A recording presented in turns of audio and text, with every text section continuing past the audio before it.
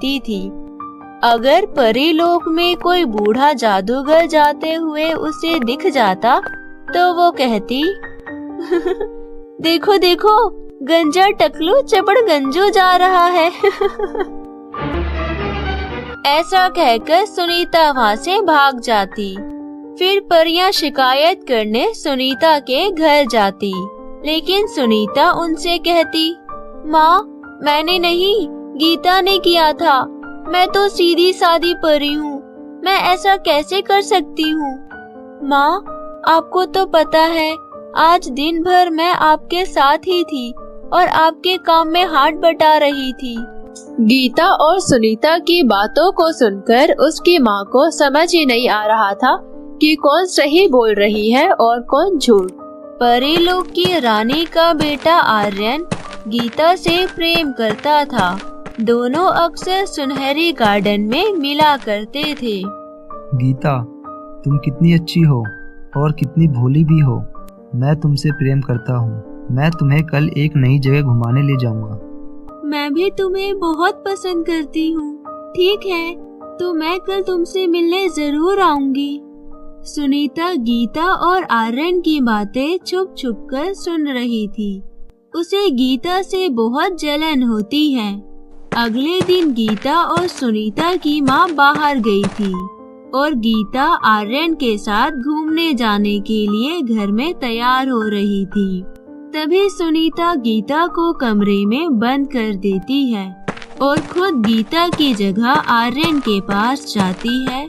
आर्यन सुनीता को गीता समझ लेता है। सुनीता आर्यन के साथ नई जगह पर बहुत मस्तियाँ करती है। फिर वो सोचती है, वैसे भी आज तो माँ घर जल्दी वापस आएगी नहीं, मैं गीता को बंद ही रहने देती हूँ। लेकिन उधर नीलम घर पहुँचती है। वो देखती है घर बाहर से बंद है।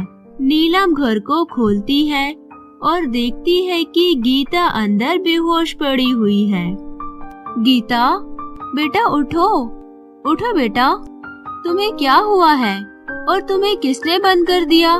माँ, मुझे सुनीता घर में बंद करके चली गई। बिना धूप की मेरी शक्तियाँ कम हो रही थी और मैं बेहोश हो गई। अगर आप नहीं आती तो मेरी मृत्यु तय थी आज। चिंता मत करो मेरी बच्ची, सुनीता आएगी तो मैं अभी उसकी खबर लेती हूँ।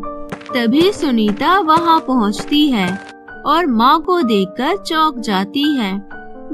माँ, आप तो आज जल्दी नहीं आने वाली थी, तो आप जल्दी कैसे आ गई? रास्ते में मेरी तबीयत खराब हो गई थी, इसलिए मुझे वापस आना पड़ा।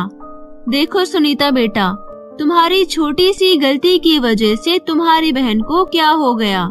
इससे तुम्हारी बहन की जान भी जा सकती थी। क्या जान भी जा सकती थी? क्या गीता बेहोश हो गई थी? बेटा, तुम बड़ी हो रही हो और इतनी शैतान क्यों हो गई हो?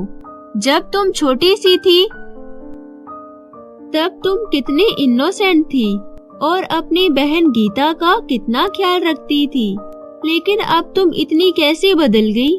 क्या तुम्हें अपनी बहन गीता का अब कोई ख्याल नहीं है? माँ की बात सुनकर सुनीता को अपनी गलती का एहसास होता है। सुनीता गीता और अपनी माँ से माफी मांगती है। माँ, मुझे माफ कर दो, मेरी बहन, मुझे माफ कर दो। आगे से मैं ऐसा कभी नहीं करूँगी। गीता सुनीता को माफ कर देती है और उस दिन से गीता और सुनीता एक साथ खुशी खुशी रहने लगती हैं। सोनपुर गांव में रामू नाम का एक लड़का रहता था। रामू गांव के अमीर जमींदार शेर सिंह के यहाँ नौकर के रूप में काम करता था। साथ ही उनके बगीचे का भी देखरेख करता था। बगीचा में कई प्रकार के फलों के पेड़ लगे हुए थे। पिछले वर्ष इस बगीचे से शेर सिंह को कोई मुनाफा नहीं हुआ था, लेकिन जब रामू ने उस बगीचे की देखरेख की तो बगीचा में सभी पेड़ों पर काफी अच्छे अच्छे फल लगे। ये सब देख रामू बहुत खुश होता है।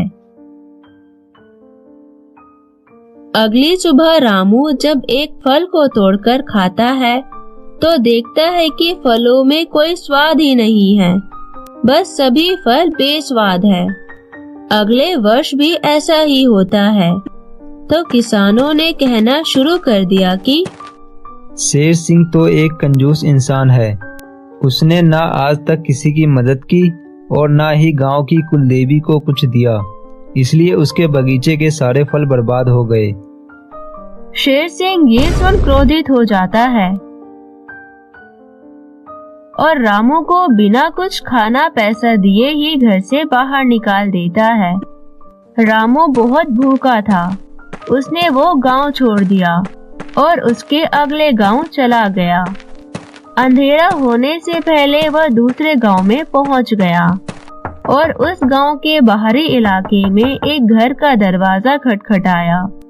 अंदर से एक बुजुर्ग महिला ने दरवाजा खोली और रामू को देखी, जो दरवाजे के पास खड़ा था। कृपया आप मुझे कुछ खाने के लिए दे सकती हैं? मैं बहुत भूखा हूँ। रामू की बात सुनकर बुजुर्ग महिला ने रामू को घर में आने का निमंत्रण दिया और उसे भोजन परोसा। तुम्हारे हाथ पैर और आंखें तो भले चंगे हैं, भी क्यों मांगते हो? कुछ काम कर सकते हो, अपनी आजीविका चला सकते हो। बुजुर्ग महिला की बात सुनकर रामू ने अपनी सारी कहानी बताई और ये भी कहा, मैंने जितनी मेहनत की है शायद दूसरा व्यक्ति नहीं कर सकेगा। क्या यह मेरी गलती है अगर बगीचे में अच्छे फल नहीं हुए? यह तुम्हारी गलती नहीं है। यदि तुम बगीचों में काम करना चाहते हो तो मेरे पास एक छोटा सा बगीचा है, तुम उसमें काम कर सकते हो। तुम्हारा हिस्सा बगीचे में हुए कुल फलों का चौथा भाग होगा। मुझे काम देने के लिए आपका धन्यवाद। आप मुझे अपने बगीचे में काम करने दे रही हैं। मैं वादा करता हूँ कि मैं आपके बगीचे में दिन रात मेहनत करूँगा। आपके बगीचे को एक सुंदर बगीचा में बदल दूंगा। अगले दिन रामू बगीचा पहुँचा। उस बंजर बगीचा को अपने मेहनत और लगन से एक सुंदर बगीचा में बदल दिया।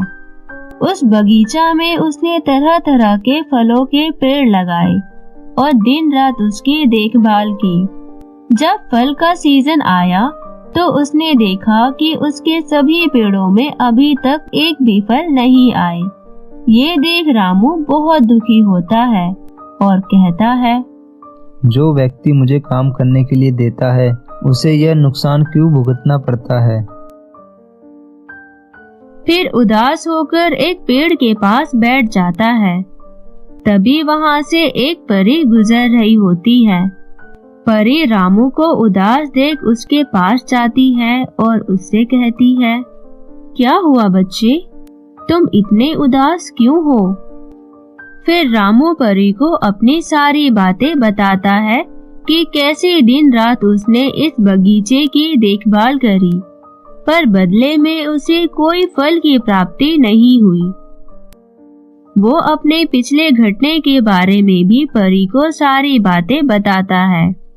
ये सब बातें सुन परी बहुत दुखी होती है और वो अपने जादुई छड़ी से रामू को जादुई पानी देते हुए कहती है, तुम इस पानी को अपने बगीचे के सभी पेड़ों के जड़ों में डाल देना। इतना कहकर परी वहां से चली जाती है।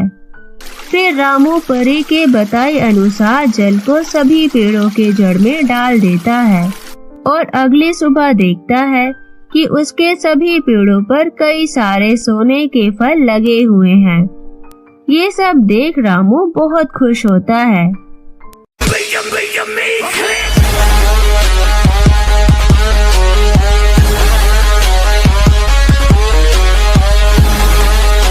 और एक फल लेकर दौड़ते हुए उस बुजुर्ग महिला के पास जाता है।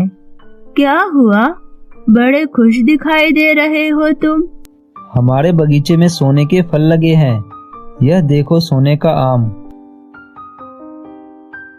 जब बुजुर्ग महिला ने सभी फल पेड़ों से इकट्ठे कर लिए तो उसने देखा कि सभी फल सोने के हैं।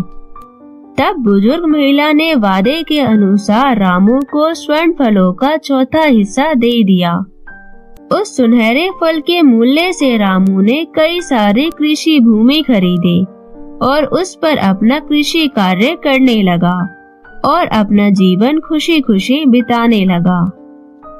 तो कैसी लगी आपको परी और सोने के बगीचे की कहानी? हमें कमेंट करके जरूर बताएं। और यदि आप हमारे चैनल मिनी एंजल टीवी पर नए आए हैं तो हमारे चैनल को सब्सक्राइब करना बिल्कुल ना भूलें। धन्यवाद।